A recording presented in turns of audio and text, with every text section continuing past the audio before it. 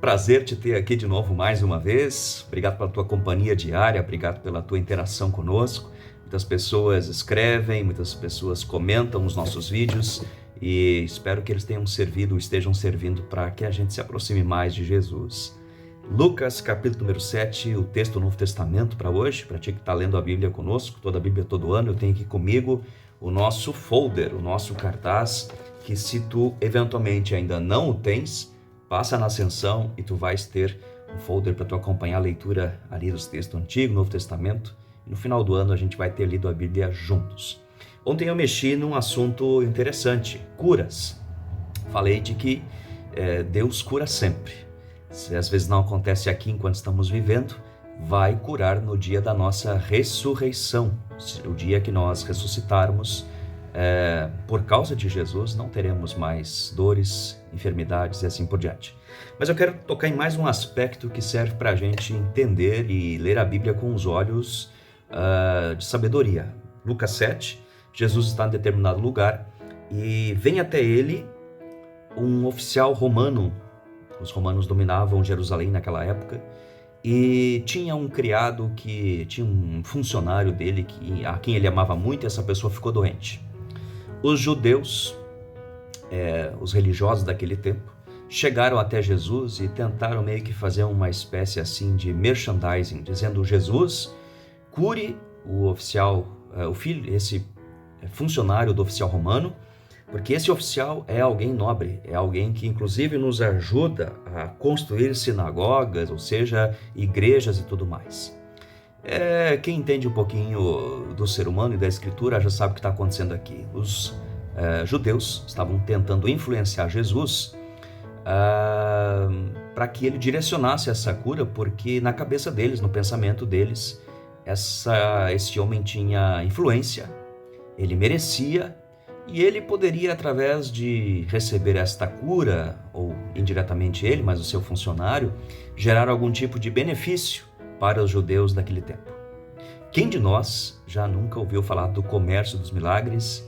Quem de nós já nunca ouviu falar de pessoas que se aproveitam da fé, se aproveitam das situações delicadas e oferecem soluções mágicas em troca de benefícios? Você me dá isso, eu te dou aquilo. Talvez seja esse um dos grandes motivos porque muitas pessoas têm dificuldade com a igreja, porque dizem que ela é um balcão de negócio. Você me dá seu dinheiro, sua casa, algum tipo de benefício, e os religiosos oferecem a cura. O que Jesus faz? Ele não se deixa levar pela influência do oficial romano, ele não se deixa levar pela intenção dos judeus de ganhar algum tipo de vantagem ou de se aproveitar da situação.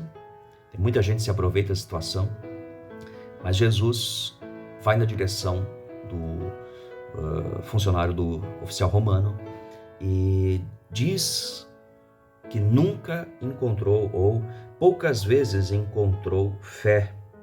Nunca vi tanta fé, nem mesmo entre o povo de Israel. O que Jesus faz aqui?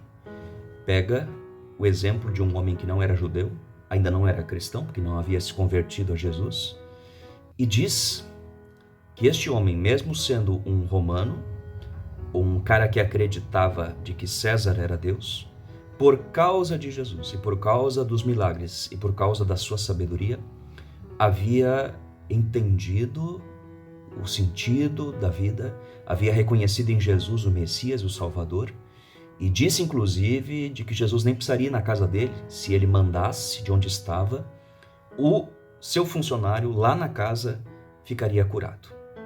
Então Jesus não valorizou os benefícios, Jesus não deu nem bola para aquela ladainha que os judeus estavam usando e nem se impressionou com o oficial romano. Mas ele foi na direção de um coração sincero. E diz a história bíblica que quando o homem chegou em casa, o seu funcionário estava curado. Ou seja, o que essa cura significa? Essa cura significa que já no tempo de Jesus, e ainda hoje, se ele assim quiser, todo e qualquer tipo de cura que acontecer, deseja despertar fé, deseja despertar temor a Deus, deseja converter o coração das pessoas. Eu quase que diria que todas as vezes que Jesus realizou curas e milagres, foi muito mais entre aqueles que ainda não criam nele, para que eles viessem a crer, e muito menos entre aqueles que já criam e que por isso precisavam de algum tipo de prova. Então, que Deus nos abençoe e que, quer sejamos curados ou não, nós possamos dar glórias a Deus, mas entendendo sempre que Deus hoje fala bastante a nós pela sua palavra. Se Ele quiser realizar milagres, Ele assim o fará, mas que nós creiamos muito mais por aquilo que ouvimos do que muito mais por aquilo que vemos. Deus te abençoe, a gente se vê no dia de amanhã.